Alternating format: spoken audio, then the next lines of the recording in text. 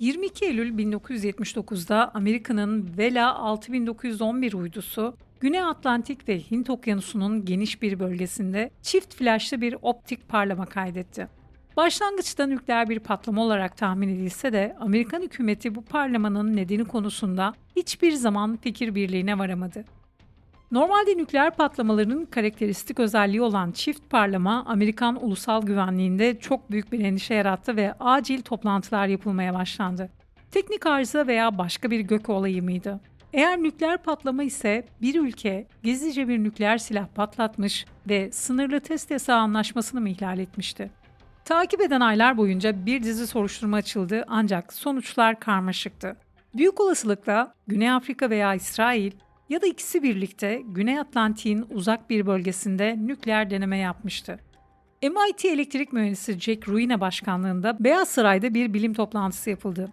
Sinyalin büyük olasılıkla açıklanamayan bir hava olayının sonucu olduğuna karar verdiler. Belki de bir meteor dünyaya çarpmıştı. Ruina'nın görüşleri Beyaz Saray'ın yarı resmi görüşü haline gelmesine rağmen Amerikan hükümeti hiçbir zaman fikir birliğine varamadı ve kamuoyuna da bir açıklama yapılmadı. Tüm çalışmalar gizli kaldı ve devlet sırrı adı altında duvarların ardına hapsoldu. Aradan geçen yıllarda bazı bilgilerin gizliliği parça parça kaldırıldı veya dışarı sızdırıldı. Artık CIA'nin bu konu hakkındaki görüşünü biliyoruz. %90 ihtimalle bir nükleer test yapılmıştı. Amerikan Donanma Araştırma Laboratuvarı da küresel hidroakustik sensör sistemini ve diğer sistemlerin verilerini inceleyerek hem bunu doğruladı hem de patlamanın yerini belirleyen kendi çalışmalarını yaptı. Bununla birlikte Vela olayı ile ilgili belgelerin muhtemelen çok daha fazlası hala gizliliğini koruyor. CIA'nin tahmininin yanı sıra Enerji Bakanlığı'nın Kasım 1979 tarihli bir iç yazışması, Porto Rico'daki Arecibo İyonosferik Gözlemevi'nden gelen ve bazılarının nükleer bir patlamanın doğrulayıcı kanıt olarak yorumladığı iyonosferik bozulmaya ilişkin verileri içeriyordu. Ortaya çıkan gizli belgeler, Vela'da bir nükleer patlamanın gerçekleştiği hakkındaki teoriyi doğrular nitelikte. Ruina briefinginde ortaya atılan tanımlanamayan hava olayının çok da inanılır bulunmadığı açık. İsveç ve Avustralya savunma akademileri kamuya açık kanıtları yeniden gözden geçirmiş ve nükleer bir patlamanın olduğu konusunda fikir birliğine varmışlardı bile. Nükleer patlama, optik sinyal, iot 131 kanıtı ve hidroakustik sinyali içeren 3 sütun üzerine kurulu. Bunlardan her biri tek başına bir nükleer patlamanın güçlü göstergesi. İsveç ve Avustralya yetkilileri o dönemdeki hidroakustik verileri inceleyerek testin Afrika'nın güney kıyısından yaklaşık 955 deniz mili açıktaki Prince Edward Adası'nda ya da çevresinde gerçekleştiğini öne sürüyorlardı. 22 Kasım 2019 yılında Vela olayını tekrar incelemek için bir konferans yapıldı. O dönemde bu olayı araştırmakla görevlendirilen uzmanlar ve yetkilileri bir araya getirmeye başlayan bu konferans, tozlu raflarda kalan bilgileri gün yüzüne çıkarmayı hedefliyordu. Ama bu olayla ilgilenen çoğu kişi ya ölmüştü ya da konferansa katılabilecek sağlık durumuna sahip değildi. Fakat katılan ve o dönem bu olayı araştıran uzmanların söyledikleri şaşırtıcı. Toplantıda görüşülen konular basına yansımasa da başlıklar halinde kamuoyu ile paylaşıldı. Vela olayı sırasında Amerikan Donanma Araştırma Laboratuvarı Direktörü olan Dr. Alan Berman, toplantıya katılmasa da bir açıklama göndermiş. Açıklamasında hidroakustik verilerin kendisini neden Antarktika altı Hint Okyanusu'nda Prince Edward Adaları yakınında büyük olasılıkla bir nükleer patlama meydana geldiğine ikna ettiğini anlatıyordu.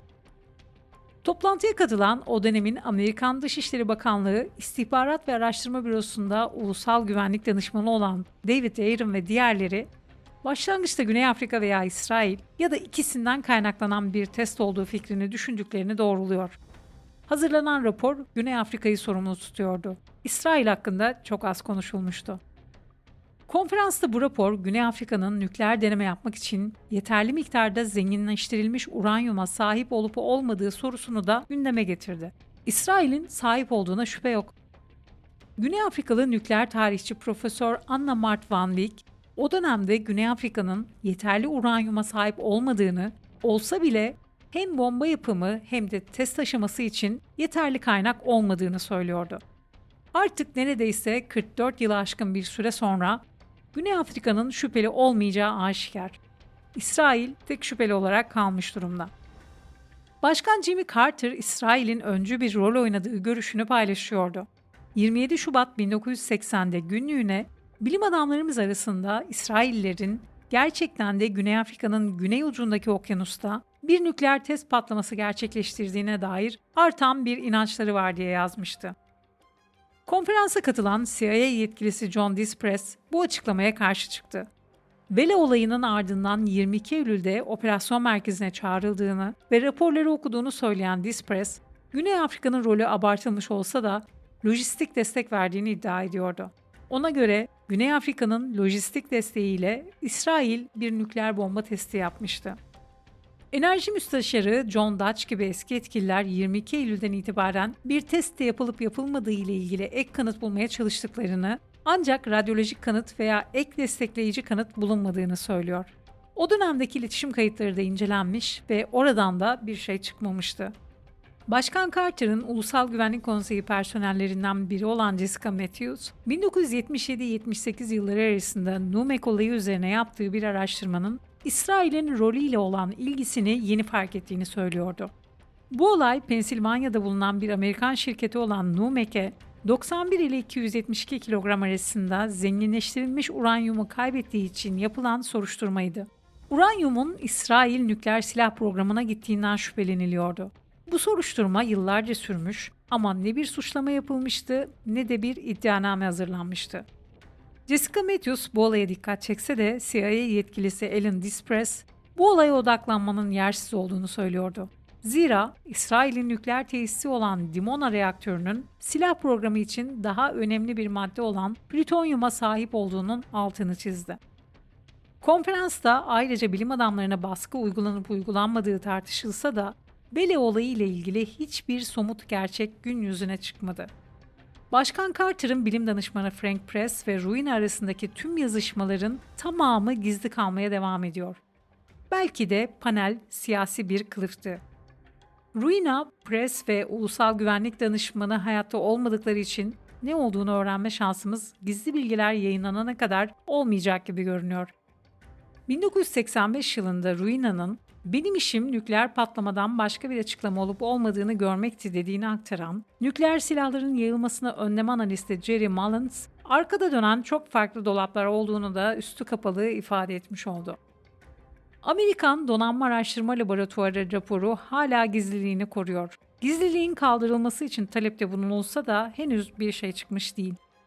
Tüm bu sözlü hatıralar ve kulaktan dolma bilgilerin doğrulanmasında güçlük çekiliyor. Zira hem İsrail hem de Güney Afrika konuyla ilgili derin bir resmi sessizlik içindeler. İsrail, nükleer projelerle ilgili faaliyetlerini uzun zamandır gizlilik içinde yürütüyor. Nükleer silah programını yaklaşık 30 yıl önce terk eden Güney Afrika ise geçmişte bir işbirliği yaptığını kabul etmiyor. Vela olayı birçok insan için basit görünebilir. Fakat bunun gibi ne kadar olay yaşandığı veya hangi ülkelerde nükleer silah olduğu konusunda hiçbir fikrimiz olmadığı gerçeğini de kabul etmek zorunda bırakıyor. Rusya-Ukrayna savaşı, Çin-Tayvan gerginliği, bir yerlerde dumanı tutan silahların varlığı. Galiba yanlış zamanda doğduk. Bir sonraki videoda görüşmek üzere.